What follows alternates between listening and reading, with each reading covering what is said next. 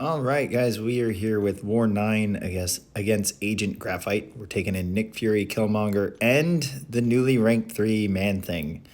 I'll be taking Path 4 in Section 1 and Path 3 in Section 2, and then I've got a mini-boss and boss duty for this war. So Mojo here on Insult to Injury was assigned it with Mr. Negative, but I decided I had to bench him and bring Fury for this fight because of Insult to Injury. Ability accuracy can affect Mr. Negative's light building, converting it, and then maybe even the evade counter. It just sounded really risky, especially since this node has heal block and I can't get rid of that.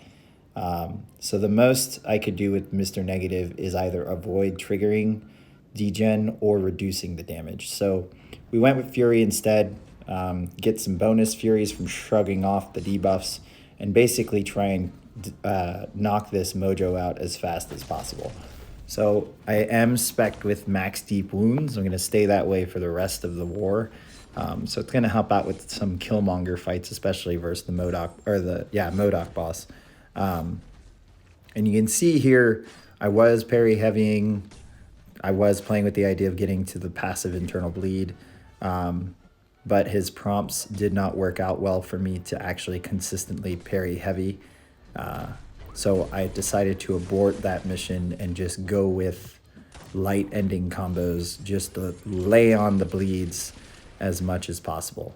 You see I did trigger a degen there, but it was only at 1 or 2 followers, so the degen was not bad at all. We actually finished this fight really quick, within a minute, or just shy of a minute. So, and that's really what you wanted. You could take that with Ghost, probably with Mole Man or Kingpin, it'd be over in seconds. So Fury was a good call. All right, so the exciting part of this war is my newly ranked 3 Man-Thing. I'm gonna be taking this Hulkbuster on Chitinous Thorns, and I believe it's Cutting Wires, so can't take it with a robot. Anyways, game plan with Man-Thing, definitely have max MD so that you're just rotating through specials like crazy, but is to throw SP1. This puts a pustule, it's that yellow buff on the defender, and then you heavy attack to pop them. I throw SP2 here. I'm not going to worry about throwing SP3. We're not going to need it. The SP2 will just nullify 2 buffs per hit on the opponent. So really, ideally, what you want to do is to use SP1 whenever you have it, and then heavy attack, because the poison damage is at a higher, or the poison potency is at a higher potency when you pop them with a heavy attack. And I mean, since they're buffs and they're getting nullified through this ability, it's just like you're just making the defender a power battery, pretty much. They're just giving you constant power. So we barely have to do any hits to gain power. All right, and then I had Hitmonkey on Explosive Personality. I was deciding to take this with Fury to hopefully avoid any potion or item use towards Killmonger before the boss. I mean, game plan here was really just to light end combo him and just let him bleed out, bait out SP1s. But you're going to see he was a little bit stubborn with SP1. And a couple times there I forgot about Explosive Personality. It's fine. We make it through the fight without triggering all 5 armors. See there, he finally throws it. And I had to, during this fight, just mentally think I cannot hit him I can't hit into his block to make room. So as I'm kind of getting cornered here, and you see I did get clipped there. As I'm kind of getting cornered here, I'm just mentally like, don't do this, don't do that, don't do this, don't do that. And there it is, another trigger. And here's the long part where, come on, just throw it. He won't throw it. He's taking his sweet time. Come on. Come on. I don't want to risk the SP2 pushing him to SP2, so I'm holding on to it. Yay, you finally threw it. Thank you. Drop the SP2. And down he went. So besides getting caught at the end of our dodge, it's a pretty straightforward fight. All right, so Surfer here with Man-Thing. As you saw against Hulkbuster, the power gain is crazy. So we don't have to worry about strike counter here. We're not going to end up getting power drained, one power drain on us at all, because we're going to be able to throw specials constantly without ever running up the running off the combo meter from strike count on strike counter. So again, PS1, throw SB1, pop the pustules, take whatever special you have at the end of that heavy attack, which is going to be SB2 here, and throw it. Nullify any buffs that are on Surfer. That pushed us to SB2 again. So we're going to throw SB2 again, nullify again any buffs that are there.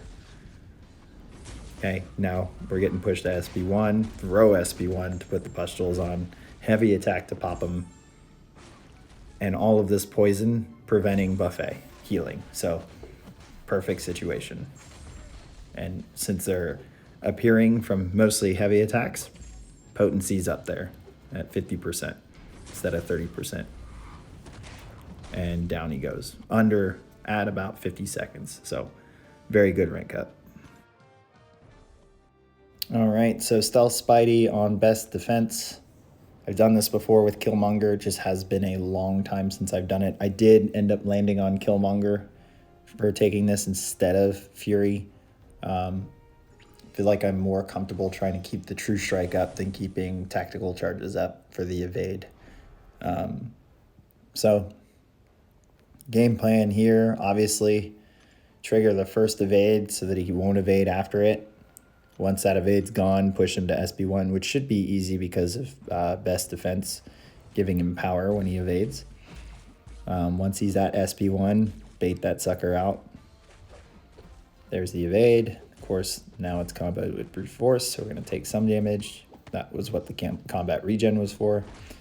There's the SB1. Now we retaliate. You can actually attack him before he lands, so that's where the True Strike window is. And now it's just straightforward. Now, since he has a double medium, it's a little bit trickier to counterpunch him, so you're not going to see me do it that much. And luckily, and what could have been a downside, is that Stealth Spidey is willingly throwing his SB1. He's not taking too long to throw it. It's another kind of logic with me throwing SB1 is that it maybe makes the AI a little more aggressive and liberal with his SB1. So keeping True Strike up. Fight's going well so far. Haven't lost much health at all. Brute Force hasn't been on us that much at all. And again, I'm not used to taking Killmonger fights with max deep wounds, so that's still on from the Fury fights. And I believe it's going to go down right here. Yep, so 1 minute, 20 seconds. Not bad at all.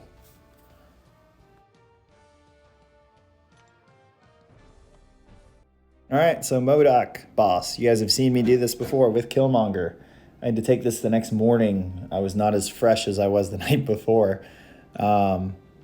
So I'd say this isn't my cleanest Modok fight of the 3 boss fights you've seen me take. But not to the point where it's like, oh, I got hit a lot and it was almost, a death. Nope. It was just more of like, oh, I ended up taking 1 blocked hit of that SB1 and counterpunch triggered. No big deal. I think I actually get hit once in the foot by SB1, and then I have to re-trigger True Strike through blocked hits, but it was a very small window. So game plan you guys are used to, bait out heavies at the start here, get rid of the shield, pushing Modok to SB1. As soon as he gets to SB1, we're baiting it out. He was being stubborn and not throwing heavies. That was 2 combo enders into my block, which is fantastic. Once we've got the True Strike, the fight begins for Killmonger. Now we're throwing SB1s, utilizing these counterpunch charges when he's below a bar of health, since he is stun immune. And the rotation is just counterpunch, 4-hit combo, back off. Counterpunch, 4-hit combo, back off. If we hit SB1 on our side, we throw it. If he's at SB1 and we're not ready to throw our SB1, we bait out his SB1. Dodge, retaliate, gain True Strike, utilize counterpunch charges. It's rinse and repeat. It's a great rotation. It's quick. It makes the fight very fast paced, which keeps you on your toes. See, there's an unstoppable off the block. and it manages the high ground charges really well. So it keeps the combo meter rolling so that high ground charges never get above 1. There's the one SB1 I took. So yay! Caused me, there it is. He's at 2 high ground charges. So of course, once I get hit, that's where we get pissed off. And instead of panicking, just play a little bit sharper. So I think the rest of the fight is just the smooth rotation. Almost to the point, now we're in kind of the limbo of 1 to 2 high ground charges. So obviously we want to try to get out of that, but I'm not focused on it. We're doing great on the health battle for a boss, especially. As long as we stick to the well-timed dexes of his SB1, we're good. It is interesting to see that one failed SB1 led to us being trapped between 1 high ground charge and 2 instead of getting back to 0 and 1. But boss solo nonetheless. So we ended up getting another donut for that war. I think that's our 5th of the season for BG2, which is good. Very, very good. As an alliance, we ended up winning 13-3. So again, in a good spot, just like last war, to hopefully get back in the top 10. So 3 more wars to go. We're about 3/4 of the way through the season. Go ahead and hit that subscribe button to keep an eye out for the next war video. And I will see you guys at the next one.